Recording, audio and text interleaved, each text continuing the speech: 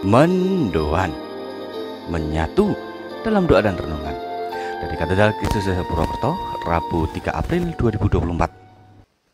Saya Romo I.A. Indra. Selamat pagi saudara-saudari. Berkat dalam, hidup kita adalah sebuah perjalanan bersama mencapai kebahagiaan surgawi. Dimanapun kita berada, orientasi kelayakan sebagai anak-anak Allah selalu harus kita usahakan. Untuk itu kita persiapkan perjalanan hari ini agar segendak dengan rencana Allah. Kita renungkan dulu Injil Lukas bab 24 ayat 13 sampai dengan 35. Dalam nama Bapa dan Putra dan Roh Kudus, amin. Tuhan bersamamu dan bersama rohmu. Inilah Injil suci menurut Lukas. Dimuliakanlah Tuhan. Pada hari Sabat, sesudah Yesus dimakamkan, 2 orang dari murid-murid Yesus pergi ke sebuah kampung bernama Emmaus yang terletak kira-kira 7 mil jauhnya dari Yerusalem. Dan mereka bercakap-cakap tentang segala sesuatu yang telah terjadi. Ketika mereka sedang bercakap-cakap dan bertukar pikiran, datanglah Yesus sendiri mendekati mereka, lalu berjalan bersama-sama dengan mereka. Tetapi ada sesuatu yang menghalangi mata mereka sehingga mereka tidak dapat mengenali Dia. Yesus berkata kepada mereka, "Apakah yang kamu percakapkan sementara kamu berjalan ini?" Maka berhentilah mereka dengan muka muram. Seorang dari mereka namanya Kleopas menjawabnya, "Adakah engkau satu-satunya orang asing di Yerusalem yang tidak tahu apa yang terjadi di situ pada hari belakangan ini?" Katanya kepada mereka, "Apakah itu?" Jawab mereka, "Apa yang terjadi dengan Yesus orang Nazaret? Dia adalah seorang nabi yang berkuasa dalam pekerjaan dan perkataan di hadapan Allah dan di depan seluruh bangsa kami.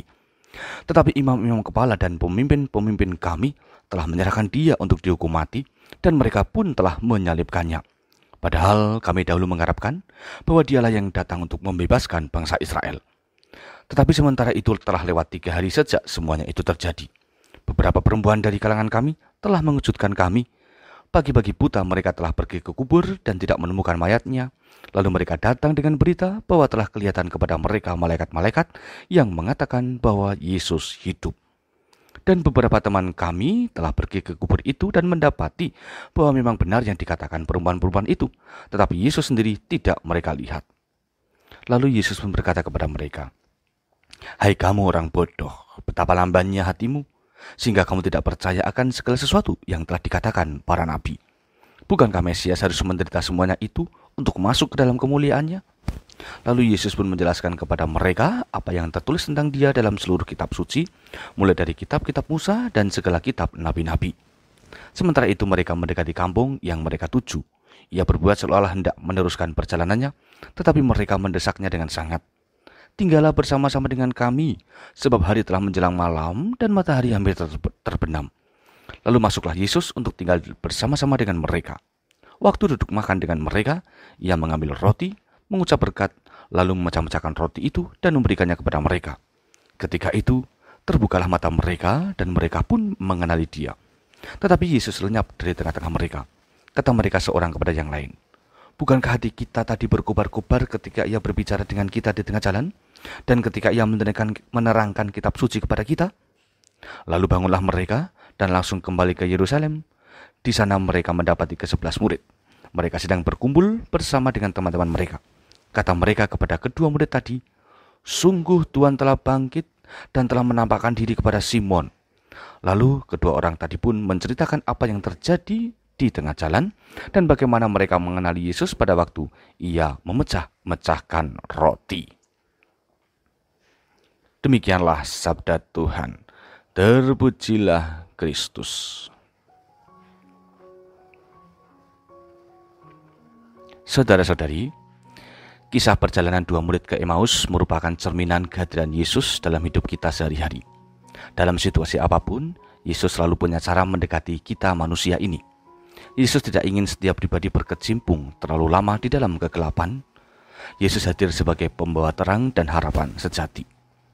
Melalui perjumpaan dengan Yesus, kedua murid tadi dalam Injil mengalami perubahan. Mereka yang awalnya putus asa dan lelah, akhirnya menjadi lebih berani dan berkobar untuk mewartakan kebangkitan Tuhan. Diawali dengan iman yang menemukan kebenaran, yakni percaya atas kebangkitan, akhirnya mereka pun bersedia kembali pada jalan perutusan. Mereka bersedia menyerahkan diri pada tugas sebagai saksi Tuhan. Kegelapan yang awalnya menakutkan telah dikalahkan oleh rahmat kebangkitan Tuhan. Mereka mendasarkan hidup pada Tuhan yang benar. Saudara-saudari, penghayatan tentang Yesus sebagai sumber hidup merupakan perjuangan kita setiap saat. Ada aneka sumber hidup yang ditawarkan oleh dunia, tetapi kita diajak untuk tidak keblinger. Tetap hanya Tuhan yang menjadi sumber hidup kita.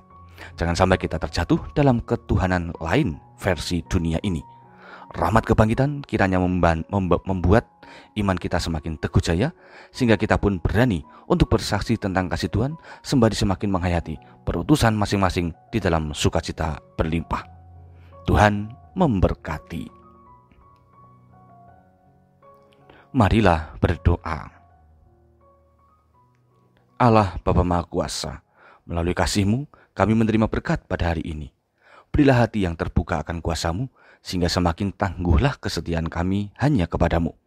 Pergunakanlah waktu kami untuk layak sebagai abdi-Mu, dan karuniakanlah Roh-Mu, agar Paskah ini menjadikan hidup kami semakin berkobar di dalam kehendak-Mu. Demi Kristus Tuhan Juru Selamat kami. Amin. Tuhan bersamamu dan bersama Roh-Mu. Kita semua, keluarga kita dan perutusan pada hari ini senantiasa dalam berkat Allah yang Maha Kuasa, Bapa, Putra, dan Roh Kudus. Amin. Saudara-saudari, selamat beraktivitas. Tuhan berkati. Salam mendoan.